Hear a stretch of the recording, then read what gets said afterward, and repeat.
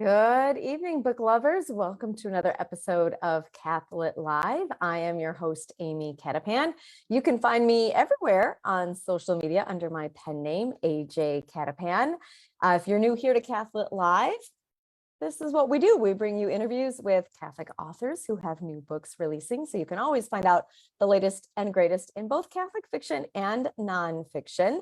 And if you haven't already, please be sure to check out our sponsor, the Hello Prayer app at hello.com/Catholic Live, or is it hello.app/Catholic Live? I will double check and get it correct when I put it on the screen at the end on the YouTube version of this show. Well, tonight I have a new guest. This is someone I am meeting for the first time, and she is an author of Christian fiction, and we're going to be talking about her latest book, which is actually the second book in her Larksong legacy series. So we're going to be talking about her book, Dusk Shall Weep, and this is Kelsey Gietl who's going to be the guest tonight. Kelsey Gietl is the author of 6 novels, combining faith, family, and lessons from our past. Her books provide inspirational stories with a dose of romance and a dash of intrigue. She lives in Missouri with her husband, 2 children, and 2 dogs, and is a member of the Daughters of the American Revolution and the Catholic Writers Guild. Please help me welcome to the show, Kelsey Gietl. Hi, Kelsey. Hi, Amy. How are you? I'm good. How are you doing today? I'm good. Thanks. Well, welcome to Cath-Lit Live. I'm happy to have you here today. Yes, thank you for having me. And we're talking about your new book, Dusk Shall Weep. So give us the little 30-second elevator pitch. What is this book about? Sure. And I have a copy here just to show everybody the cover. So Dusk Shall Weep is actually the second book in the Larksong Legacy series. And in general, the series is about 5 brothers who are headed from pre-Civil War South Carolina, up to Washington Territory, where they're hoping to build basically a new town that will be welcoming to all, no matter their race or their station. Everybody's happy to live there. It's primarily historical fiction, takes place in the 1850s, but has a touch of magical realism as all of the brothers possess these special gifts, which are all based in scientific fact. So I don't want to call it fantasy, but they are taken to the next level. For example, the male MC, main character in Dusk Shall Weep, is a physician. So he has like this uncanny knowledge of different medicine and ways to heal people, but he can't just like lay hands and heal people. So it's realistic in that way, but still a bit of the fantastical. The other character in Dusk Shall Weep is Coraline, and she is discovering in their new town, which the new town is not going well to begin with. It's not quite what they expected, but she has a degenerative eye condition where she is slowly going blind, and has recently been widowed on the trail. And so she is trying to figure out how she's going to live this new life, and basically decides that the only way to do it is to trick an honorable man, Jamison, into marriage.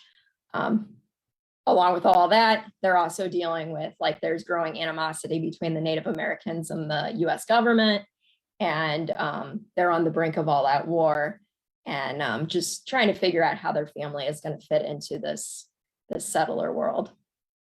So there's a character here who's going blind. She's losing her eyesight. Tell me about how you handled that, or how you researched that. How do you approach depicting someone who's blind? Yeah, it was certainly a challenge, because I mean, I have glasses, but that's nowhere near being blind. But that's definitely something I would never want or wish on anyone. And so I definitely had to do a lot of research and had to consider things that I haven't necessarily considered with other characters, such as like all aspects of the environment. So like, what did things sound like? What did they smell like? Like physical vibrations of you're sitting there and you might feel somebody walking across the room, things like that. I even went into my bathroom a few times, turned off the lights, there's no windows in there, and just kind of tried to navigate on my own. And I mean, that room is easy because you know it, but if you were out in like the wilderness in this area you didn't know, it would be very difficult. So one of the ways she gets around is she has a rope and it's like staked from their house to different places and like down to they're by the ocean, so she can go down to the water. But I imagine it would just be so challenging. Yeah, absolutely.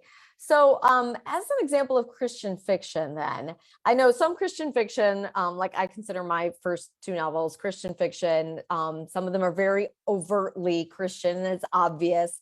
Some are biblical fiction, like my friend Stephanie Lansom. Her first three books were biblical fiction books, right? Like straight out of the Bible, but then adding on the rest. And some are very kind of I don't want to say covert in their Christian, but it's more subtle. So where does your book fall in? Is it tie in directly with the Bible? Is it more subtle Christianity? How do you do that for your novels here? Sure. And I feel like it's a very delicate balance because I'm Catholic. I mean, this is a Catholic show, but I also have a lot of Protestant readers as well. And so my characters are Catholic. So I definitely want to include those things, but I try to make it in such a way that it appeals to everyone. And I've even had some people who are not necessarily religious enjoy my books as well, because I try to not be too, like in your face about it. But I do like incorporating biblical stories into this Larksong Legacy series. So my first book, For a Noble Purpose, actually was based on the book of Tobit.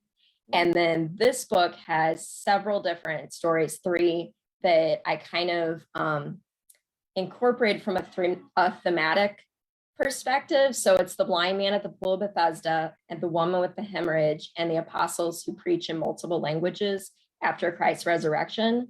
And so I really drew from the blind man and the woman with the hemorrhage for Coraline's character, and just the thought of, okay, so both of these people had, like, he'd been blind his entire life, and then all of a sudden, like, once he had faith in Christ, like, he could see. And then she's had this hemorrhage for 12 years, spent all her money on doctors, similar to Coraline, and then she comes to faith in Christ and she's cured. So I very much wanted Coraline's character to be that person who used to have faith, has kind of lost it as she just loses hope within this blindness, but then comes back to faith through Christ. And the part about the multiple languages, I'm not going to get into that because that would be too much of a spoiler. But there is a polyglot who's someone who knows multiple languages in the story. And that's where that part comes in. Okay, let's for our last question here, let's talk about the historical fiction part. What is actually based on history here? How did you tie in maybe some actual fact? Sure. So I really enjoy history. And so I read way more. Any historical fiction writer will probably tell you that, like, so little of what they research actually makes it into the book, because you really have to learn about the whole thing in order to write about it. I like to say that this is a character focused story that happens to take place in history. But I did really try to, there's a lot of Native American culture that's involved in this time. And I really tried to research that well and incorporate that, especially one of the big parts in this book is the Battle for Seattle in January of 1856. And that was between several Native American tribes and the US government, and basically occurred after several failed negotiations. And unfortunately, this battle over the city of Seattle, like trying to take control of it, ended without much resolution, and pretty much just heartache for both sides. But that was a real life thing. So I really wanted to incorporate that. Although the ending, I will say, it does have a hopeful ending. So it doesn't just end with, oh, nobody won in this war. The other thing that I'd like to mention, again, because this is a Catholic show, and my characters do consider their faith to be very important to them. There was a mission called Stella Maris Mission, which means Star of the Sea. And that was a real life mission that was in the area of Washington Territory my characters live in. And so they actually go there and they celebrate Mass there and meet Father Lionette, who was the actual priest who was there. And he just baptized and converted untold numbers of people at that time over, I think it was like 5 years or so. And there's a church there, St. Mary's, that's there now that you can go and visit. The original mission is gone. I haven't visited it. It's on my list of things to do at some point. But I just love that there was something Catholic there that I could incorporate. Yeah, great. I love how you incorporated both of those aspects into your book.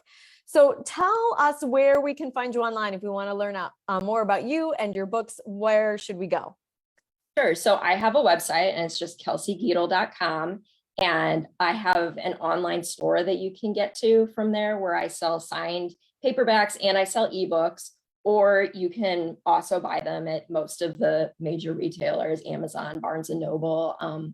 You can ask your library to buy them. I've had several people do that as well.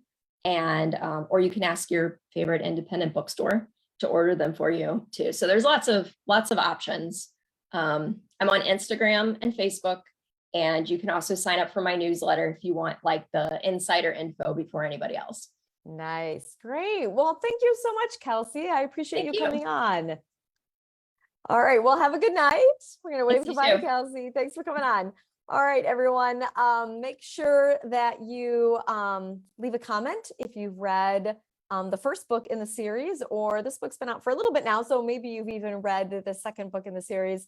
If you have, tell us about it in the comments, and of course, like and subscribe to my YouTube channel so that you can catch all the future episodes of Cath-Lit Live. I'm already scheduling into the summer, and I look forward to bringing you those interviews. So in the meantime, I'm just going to wish everybody happy reading.